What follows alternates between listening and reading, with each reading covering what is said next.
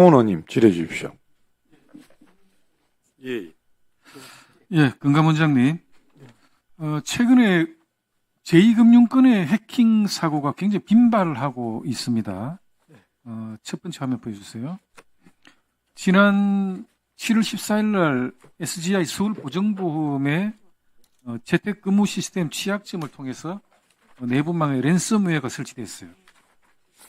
그래서 보험 코어 데이터베이스 등 41개의 데이터베이스 서버가 감염됐고 서비스가 일시 중단된 적이 있습니다.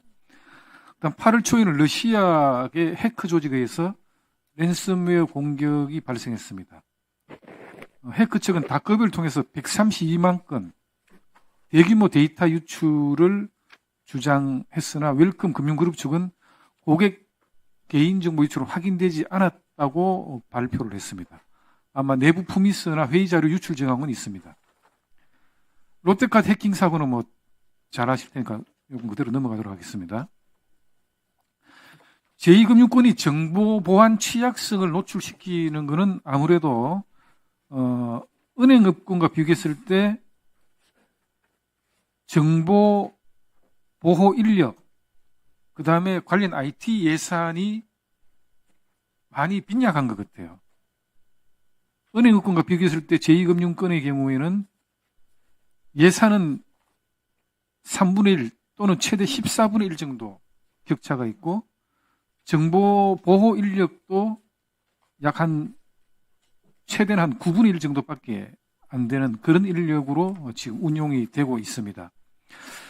저도 금융보안원의 자료를 받고 보니까 깜짝 놀랐는데 올해까지만 8월까지만 금융권 사이버 침해 시도 누적 건수가 2,777만 건. 깜짝 놀랐어요. 하루 평균 11만 4,300건이 금융권 사이버 침해 시도가 발생을 합니다. 서울보정보험 해킹 사고가 일어났던 7월 한 달 동안 한 달만 약 539만 건이 발생을 했어요. 그래서 이 제2금융권에 대한 사이버 침해 사고에 대해서는 좀 금감원 차원의 특단의 대책이 마련돼야 되지 않겠나 하는 생각을 하고 있는데 이 이유를 보니까 아무래도 제2금융권은 사이버 침해 사고라든지 대응 복구 이런 데 대해서 확실히 제1금융권과는 차이가 크다. 그래서 해킹 사고와 관련된 여러 가지 좀 중요한 대비를 소홀히 하고 있는 게 아닌가 하는 그런 판단을 하고 있습니다. 특히 우려되는 것은 최근 해킹 사고 발생했던 SGI 서울보정보험의 경우에는 금감원이 내년부터 제2TMF 방지 규정을 시행함에 따라서 피지사 정상금을 지급 보정보험 방식으로 위탁받아서 관리를 하게 돼 있어요. 문제는 이 SGI가 지급 보정보험을 제공하는 국내 유일한 금융사인데 해킹 사고가 만약에 발생해서 문제가 발생할 경우에는 TMF 사태를 능가하는 혼란을 불러일으킬 수 있다. 이런 전문가들 지적이 있습니다. 그래서 여러 가지 해외에 미국이라든지 EU, 일본에서 대비하고 있는 강력한 이 보안 태세, 여러 가지 정책을 좀 한번 모니터링 할 필요가 있지 않겠나 하는 그런 판단을 하고 있습니다. 이번에 좀 특별하게 대비를 해주시고 국내 10대 저축은행 중에 6곳을 한번 자료를 받아보니까 정보 보호 예산이 오히려 줄어들고 있어요. 그래서 이 부분은 OK저축은행도 그렇고 웰컴 금융그룹도 그렇고 DB저축은행, 신한저축은행, 하나, 페프저축은행 이 6군데는 전년도보다 오히려 정보 보호 예산을 감축했기 때문에 물론 기준치는 상회를 하지만 전년보다 정보 보호 예산을 감축한 부분은 조금 유의할 필요가 있다. 이런 판단을 하고 있습니다. 특히 대부업계는 전자금융거래법 적용 대상이 아예 아니기 때문에 구체적인 보안 체계 규제가 없다는 문제도 있어요. 그래서 우리 금감원장님께서 제2금융권, 특히 저축은행 이런 데 정보 보안 체계에 대해서 다시 한번 특별한 점검을 통해서 안전책을 주문할 필요가 있다 이런 판단이 듭니다. 여기에 대해서 한번 소견을 밝혀주시죠. 의원님 말씀에 공감하고 있습니다. 저희가 지금 그 부분 관련돼 가지고 준비하고 있는 부분 간단히 말씀드리면 금융회사의 IT 및 정보보안 관련 조직이나 인력, 예산, 그리고 전자금융사고 발생 현황 등을 공개하는 정보보호 공시제도 도입을 전자금융감독규정 개정하고 디지털금융안전법 제정을 추진하면서 이 부분을 반영하려고 지금 준비 중에 있습니다. 이 부분이 준비되는 대로 아마 얼마 시간 걸리지 않을 것 같습니다. 이 부분도 보고 드리도록 하겠습니다. 별도로 정보 보안 체계 정비를 위해서 지금 준비하고 있습니다. 준비하고 계시다는 말씀이죠. 예, 좋습니다. 제가 이제 지금 금감원장이 취임하신 지 얼마 되셨죠?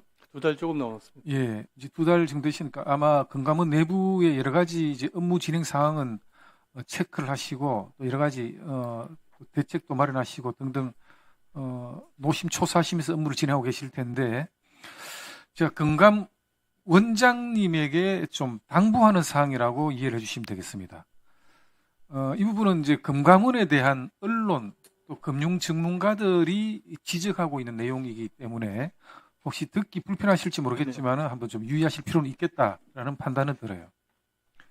첫째는 주요 금융사고에 대한 감독 실패가 있게 되면 책임은 회피하더라라는 겁니다.